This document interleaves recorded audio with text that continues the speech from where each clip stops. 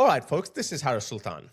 A British homeless man has died at the entrance of a migrant hotel. A migrant hotel where if you are an illegal migrant, if you break the laws of the country, come here illegally, can get a nice room with a bit of pocket money and 3 hot meals a day. But if you are a British person who was born and raised in that country, probably a veteran, served the country, you can die at the steps of that hotel in cold. Have a look at this. So obviously we've turned up and there's a man died in the doorway here who's currently being resuscitated by police. He's just here. The police are with him now. I'm not going to put too much on camera, guys, because obviously I need to just keep the privacy down to a low. But yeah, Derby Midland Hotel, the bloke died or he's being resuscitated. We've got the ambulance here, look. Hotel. Do you want to see what's going on inside that hotel? Have a look at this.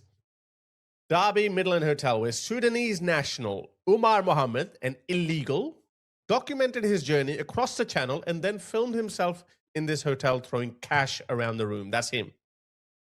Look at him. He's showing you his cash. This is a free room given to him while ordinary British people are dying on the streets. We'll leave that way. I'll watch you go. Let's go then. Come on then. Move after you. Let's go. This way. Let's go.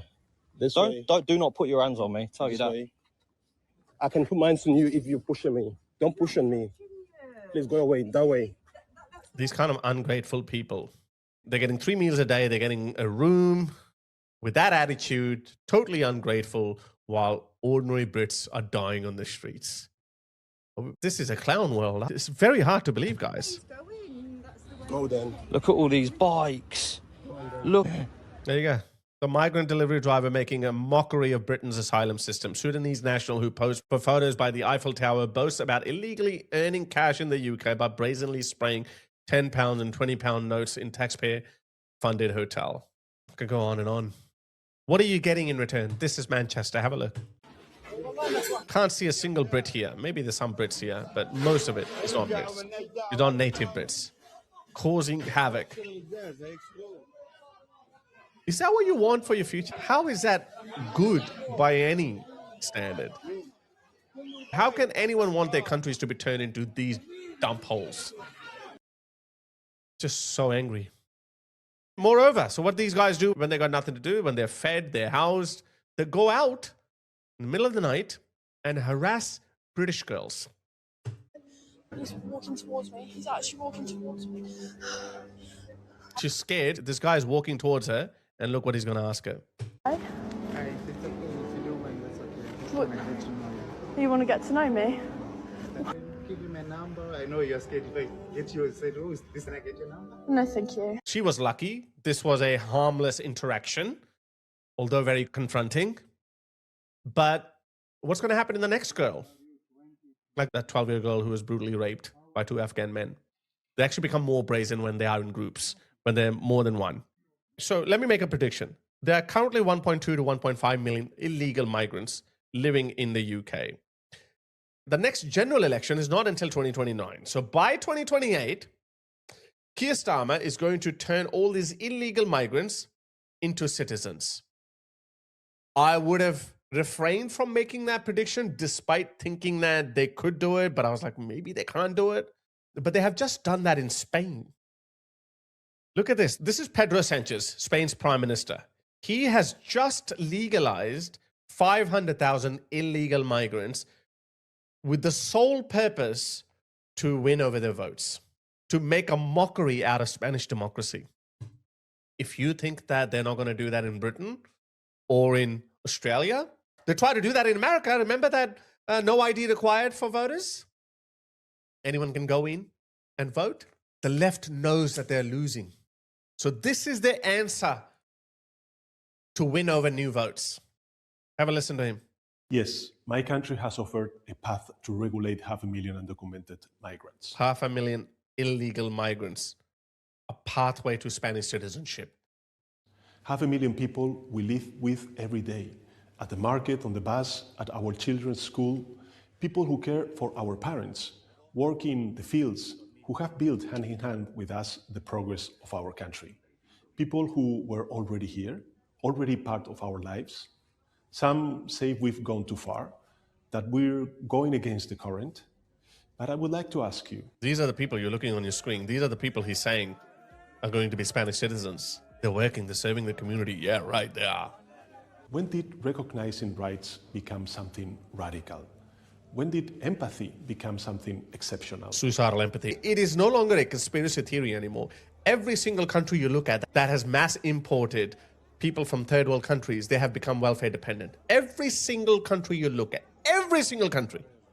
There is no benefit of bringing in low-quality migrants from low-quality third-world countries into your developed countries. Japan is perfectly okay. Yes, they understand the population is shrinking, but it is better to reduce your population, reduce the size of your economy, than to lose yourself altogether.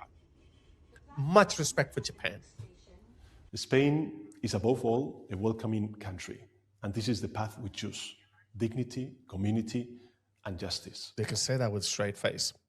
So they've just done that in Spain, okay? They have just destroyed Spanish democracy. If you want to have a look at it in detail, I made a detailed video yesterday. One of the far left woke politician literally said that she wants to be replaced with the sole purpose of eradicating the far right or the nationalist or conservative voices. I want to ask the migrants who have been socially indoctrinated to please not leave us alone with so much fascism. And of course, yes, we want them to vote. Of course, yes, we have obtained papers, regularization now, and now we are going for nationality or to change the law so that they can vote. Of course, hopefully the replacement theory. I truly hope we can sweep away fascists and racists altogether. This country with migrant people and with working people. Of course, I very much want there to be replacement of fascists, replacement of racists, replacement of freeloaders, and that we can do it with the working people of this country, no matter what color your skin is, whether you are Chinese or black. Morona with all her fellow female workers across this country. So they're going to do that in the UK as well. Have a look at this new policy of the UK. They are going to flood the last remaining bastion of British society, the English countryside, with illegal migrants as well. I made a detailed video on that about a year ago. Please do check it out. If you put in, are there too many whites in Britain, Hara Sultan, you'll find that video. I'll include the link in the description. But this is how they engineer. I remember that article. They floated this idea about a year and a half ago that, oh, maybe the English countryside is too white. So they started the debate. And a year and a half later, now they're actively trying to dismantle it. See how they work? They float an idea, see the public reaction. Most of the public didn't react to it. I mean, I got 70,000 views for that video, most of them from Britain. And now they're trying to de-white the English countryside. Have a listen. So can we move on and talk about diversity in the countryside? Yeah. Making the countryside less white. There's a report published. I'm saying that as a brown man. I'm sorry, I have to say this. I've been saying it more explicitly. I need to keep saying it over and over again. No Western white country should let its indigenous population fall below 90%. It should be non-negotiable. Not because white people are superior or brown people, black people, other races are inferior. That's not the argument I'm making. Your native population is the reason why your country became the country it is today. That's the reason. Britain is Britain because of white British people. Again, not specifically making an argument that white people or white British people are intellectually superior, even though that might be the case. I'm not making that argument. But they are custodians of British values. No other race or culture is going to hold British values close to its heart like the white British people. Because they built it. They built Britain. For all its shortcomings, for all its advantages and benefits and weaknesses and strengths, it is British. And British people will own it. That's why, whether that's Britain or America or Canada or Australia, your native population or the population of the founding people, people who made that country, should never fall below 90%. And I'm saying that as a brown person, okay? I am more or less white without being white. I mean, internally, I am a coconut. But I understand that. But every other culture you import, whether it is hostile or even compatible, like Indian or Chinese or Japanese culture, okay? We should never replace Australian population with Japanese people, even though Japan is an amazing culture on its own and Chinese culture is amazing on its own. We should not do it. Because for Australia to remain Australia, we need those people who built Australia, which are the Anglo-white Australians. That's why Australian white population must never fall below 90. In Britain, they let it fall below 80, and look what's happening. And now they're coming after the English countryside. But England needs to clean up. Britain needs to clean up. Boost your numbers, however you do it, I don't know. I mean, Nigel Farage has said that he's going to have ICE-style deportation method in Britain once he comes to power. I don't know. I don't really think that Nigel Farage is a very steadfast person, but I do believe that he's a populist. And as long as this notion of mass deportation remains popular, he will do it. But it's going to become challenging because I think they're going to make those 1.2, 1.5 million illegal immigrants, they're going to turn them into citizens. I do think that they're going to do that. And they're going to release them into the English countryside.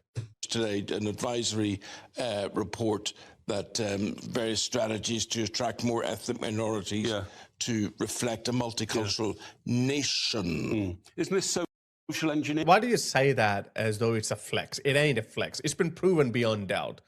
The multiculturalism doesn't work on large scale. It actually just doesn't work. You should plug the gaps. You need a doctor, you need a scientist, you need tech entrepreneurs. Then you can bring in highly qualified, skilled people for the betterment of the host country. But it never works on large scale. You should never import labor. They bring down labor standards, they bring down labor costs. It just doesn't work. And then in the process, you lose your cultural and national identity. That is BS. Sorry. It's not racist. It's culturalist. It's a very culturalist argument. And I say deport everyone. Anyone who does not swear allegiance to the country they're in, even tiny bit, deport. Isn't it social engineering gone mad? Yeah. They've said that the problem is country pubs are very attractive to white people, but not to coloured people. Well, that's what a country pub is. It caters for the community that live around it, doesn't it? So the menu and the drinks represent what all that is. I just don't get this. I mean, if people in this country can't accept that Gloucestershire, which is the Cotswolds, which is cited in this report, is not Alabama or Mississippi, so why do you have to start making provisions for people who live in places like Alabama and Mississippi in Gloucestershire? I don't get it. It's social engineering, the worst sort.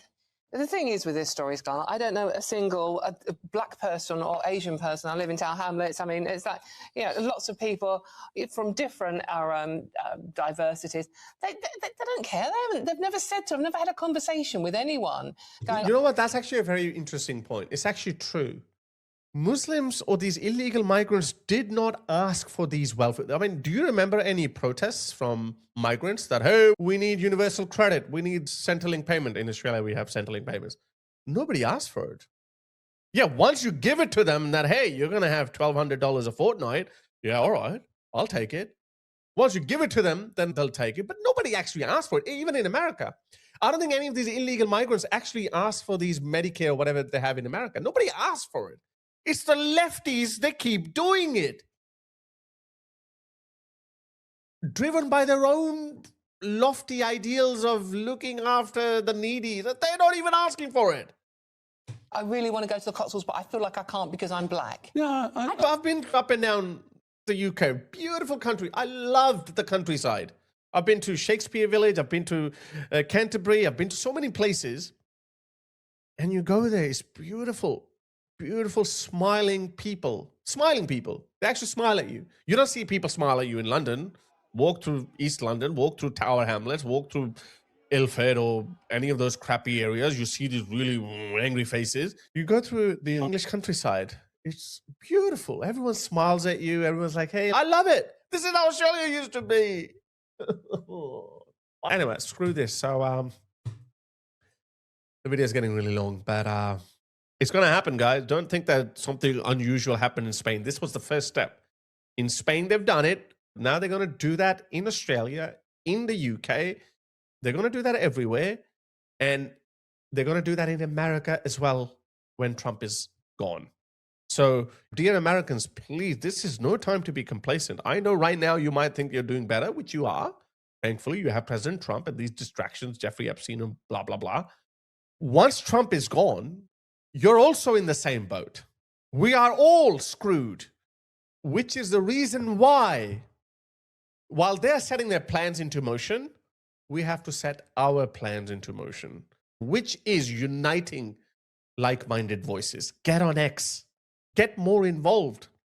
Look, they can see that they're losing ground. They can see that the left is getting destroyed everywhere. So the solution to win back votes is to import third world voters. They're doing exactly the same thing in Australia. It's an observed phenomena. Pauline Hanson actually got in trouble. She said that Labor is handing out Australian citizenships like it's candy to Indian migrants. And we know all Indian migrants actually vote for Labor, which is a lefty party. So they're doing that on purpose. That's exactly what the Democrats were doing in America. What makes you think they're not going to do that in the UK? They're going to do that in the UK. They're going to do it even more in Australia. And we are all screwed unless you get on X. Unless you get on X. Please, we need more voices.